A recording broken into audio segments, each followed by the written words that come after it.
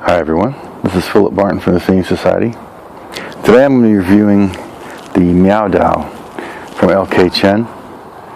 As you can see, it's about a 5-foot long sword, actually about 5'2" in the scabbard, and just a hair under 5 feet long from the pommel cap to the tip. The length of this sword is very similar to European great swords that I've cut with. It also somewhat resembles, at least from a distance, a Japanese odachi, but this is a very different sword than either of those. This is a 3-pound, 4-ounce sword that is 59.8 inches long. A great sword of that size would weigh 5.5 or 6 pounds. An odachi of that size would weigh 5 pounds, maybe a little over 5 pounds. So this is a very different weapon. It has a thin cutting edge, and it has a pipe back spine. It has a rounded, thick spine.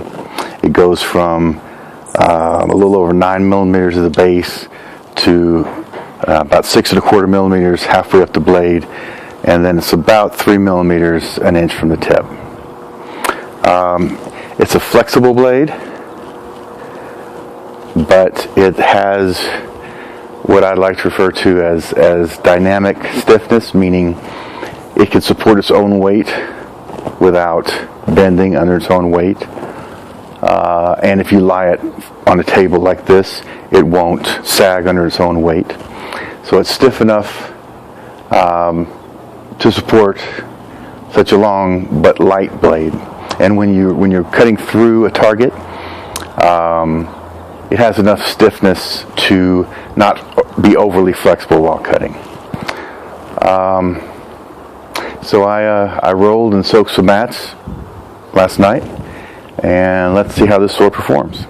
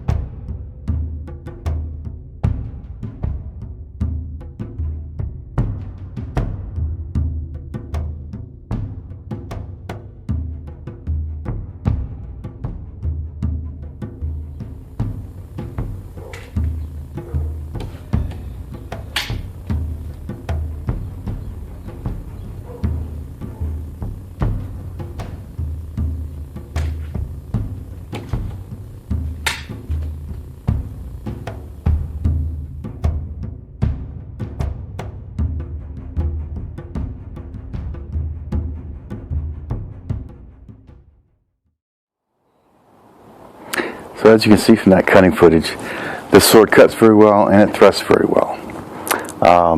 After compiling the footage, I went ahead and added a few illustrations from a 400-year-old Chinese military manual that describe the use of these long sabers. It took a little while for me to get used to using this sword, though, just because it looks like a great sword, but it handles like a much smaller sword. I really started to get good results with this sword once I started treating it like a long sword or a katana. So why would they have designed a sword like this, so long and so light?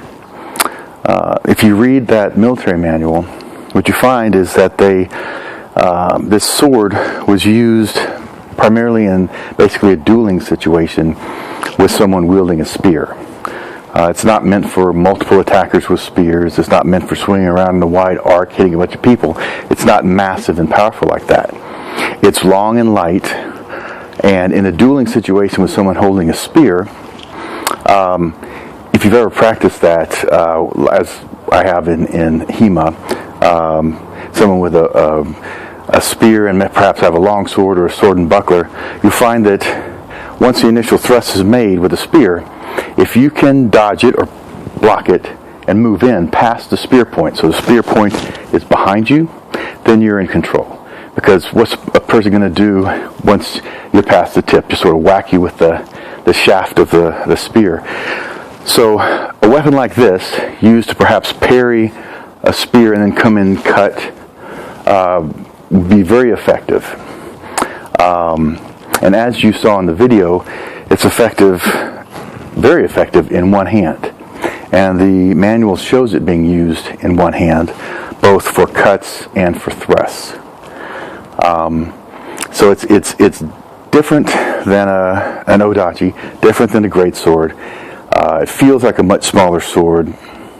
The illustration of the thrusting reminds me a lot of illustrations that I've seen for thrusting with a rapier. Some issues that I found, as with most of these swords, some of the sword was very sharp. It was very sharp through this section here, not so sharp here, but with just a 2000 grit belt, it became very sharp. So it was almost sharp. The only part that really didn't have a very good edge was right here at the tip. I had to sort of grind on an edge there because it was sort of blunt, but that didn't take much work because it was only about an inch of the sword. But again, LK Chen, if you can get the factory to improve the edge, make it consistent over the length of the blade, that would be a big improvement. One other comment, you may have noticed when I was holding the scabbard that the color of the wood in the scabbard and the handle is a bit different. Now, when I received it, the color was the same. So what I've done is I put a couple of coats of tung oil on the grip, taking into account the fact that this sword is coming from Longshan, China to Phoenix, Arizona in the desert.